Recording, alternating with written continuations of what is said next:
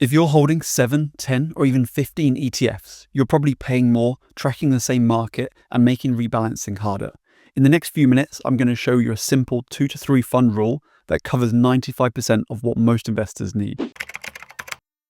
When we start investing, most of us start with the same decision. We know we want to invest into a passive ETF because we want a hands-off approach, and we also want diversification because we want to lower our risk. So then we start looking at different ETFs, and we can either go down a global index route, or we can look at the most popular ETF tracking the S&P 500. We can't decide between the two, so we just say we're going to split our portfolio in half and go half S&P, half global index. As we get further into our investing journey, we get more familiar with the process and we become more confident. We're also seeing technology stocks get a lot more exposure in the media. They're well outperforming regular stocks. So we want to then go into the NASDAQ 100 because that focuses on technology stocks that are non-financial. So then we split our portfolio maybe in thirds. So we have our global, our S&P 500, and then we have our NASDAQ. As more time goes on, we're starting to see narratives such as AI come more to the forefront, and it's growing faster than it ever has done before. And we want to take advantage of that. We get a little bit of FOMO because we're seeing these companies do massive multiples. So then we want to get a little bit of exposure to somewhere like Nvidia or Microsoft. And all of a sudden, what started out as a very simple portfolio is now highly concentrated and in very active positions. A key thing when looking at a global index fund is that it's around 60% weighted towards the US. So if you then add an S&P 500 in there, you're taking 60% up to around 80% if you have a 50-50 split. And because most of the major indexes are market cap weighted, that means the bigger a company is, the more weighting it has in the index. The weighting of the top 10 holdings of a global index fund is around 22.86%. For the S&P 500, that rises even further to 37.74%. And in the NASDAQ 100, it's up at 51.98%. You can see across these three indexes how large the weightings are for the likes of Nvidia, Microsoft, Apple, and Amazon. And arguably, although the S&P 500 has been a staple and very popular index to invest in over the last few years, you could say that it's not actually that diversified, when the top 10 holdings make up over 37% and the top 4 holdings make up 25%. Not only that, they're all in the same sector, so you have even less diversification. Investing is all about balancing risk with return, and that's why we're taught that we need to diversify. But the mistake I see a lot of people making is that they treat an ETF exactly the same way they might treat a single stock.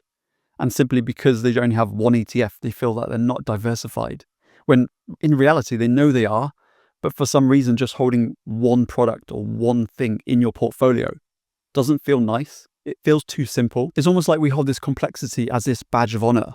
And the more complicated we can make our portfolio with many different objectives, and it can become a right mess, when really the only people that benefit from this over-complex scenario is advisors and institutions. Because at the end of the day, telling someone that they just need to invest into one global ETF is not going to make them as much money as telling them that they need to spread their money all over the place in really ultra complex portfolios. It does depend on how active of an investor you want to be. And for some people, they enjoy the active side of it, and that's absolutely fine. But for most people, this is where my simple 2 to 3 fund rule comes in. You start with a global index approach because it's the most diversified, it's the most hands-off approach, and you're not picking a particular sector or a country that you think is going to outperform. And then from there, you can add 1 or 2 other assets to your portfolio. It could be that you want to add different asset classes such as crypto or gold or any other precious metals to your portfolio. You may want to add some bonds to your portfolio. You may want to increase the stability and reduce the volatility in your portfolio. You may be coming up to a purchase, you may be coming up to retirement. And by increasing your exposure to bonds, you can balance out that risk to the amount of volatility you're willing to take on. You may want to start taking some income from your portfolio.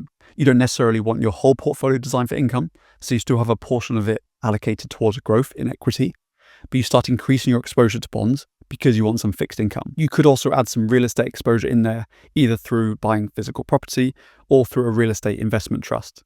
But they're all different asset classes that don't overlap each other too much. If you wanted the balance of an active investor and also keeping your portfolio simple, having a global approach, you could break down what is in a global index fund and come up with your own weightings yourself. For example, if we looked at the weighting by country for a global index fund, currently at 59.23% is United States, 5.67% is Japan, 3.17% is United Kingdom, and so on. So you could look at that and then decide 60% is too high in the US. You feel it's outperformed well over the last 10 years, but you may not think it's going to continue to do so in the next 10 to 15 years.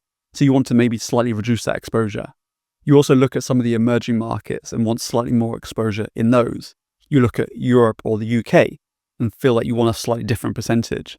And that's what this can then do. Creating your own global portfolio would involve picking around 6 different ETFs from different regions all over the world.